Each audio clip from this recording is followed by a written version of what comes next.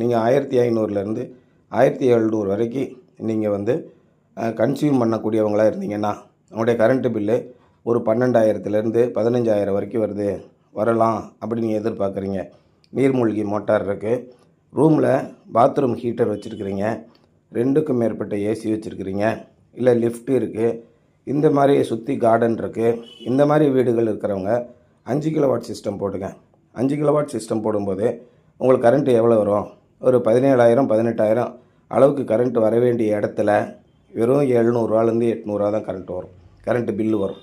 இந்த அளவுக்கு நமக்கு தேவையான மின்சாரத்தை நாமளே 95% உற்பத்தி பண்ணிவிட்டு, அதுவும் ஈபி துணையோட, பேட்ரி இல்லாமல் ஈபி துணையோட நம்மளே உற்பத்தி பண்ணுறது தான் இந்த ஆன் கிரிட் சிஸ்டம்.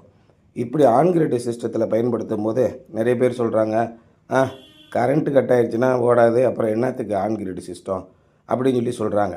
ஆனால் ஏற்கனவே ஒரு 10 வருஷத்துக்கு முன்னாடி போட்ட ஆஃப் கிரிட் சிஸ்டத்தில், பேட்ரி வச்சு போடக்கூடிய சிஸ்டத்தில் நீங்கள் ரூம் வாட்டர் ஹீட்டர் போட முடியாது, ஏசி போட முடியாது, நீர்மூழ்கி பம்பு போட முடியாது, லிஃப்ட்டு போட முடியாது. இந்த மாதிரி கன்ஸ்ட்ரெயின்ட் உண்டு. இந்த மாதிரி ஆன் கிரிட் சிஸ்டம் நீங்கள் போடும்போது தாராளமாக நீங்கள் எவ்வளோ பெரிய எக்யூப்மெண்ட்னாலும் போடலாம்.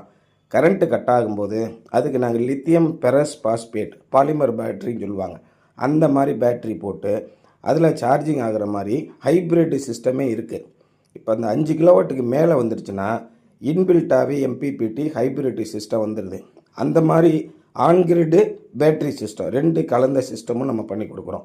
அந்த மாதிரி பண்ணி கொடுக்கும்போது கரண்ட்டு நின்னாலும் நம்ம வீடு ஃபுல்லாக கரண்ட் இருக்கும். ஆனால் என்ன ஹெவி எக்யூப்மெண்ட்டு மட்டும் நீங்கள் யூஸ் பண்ண முடியாது. சாதாரணமாக fan, light, TV, mixie, grinder, charging என்ன வேணால் நீங்கள் பண்ணிக்கலாம். ஹெவி எக்யூப்மெண்ட் மட்டும் கரண்ட் இருக்கும்போது பயன்படுத்துங்க, ரொம்ப நல்லா ஒர்க் ஆகும்.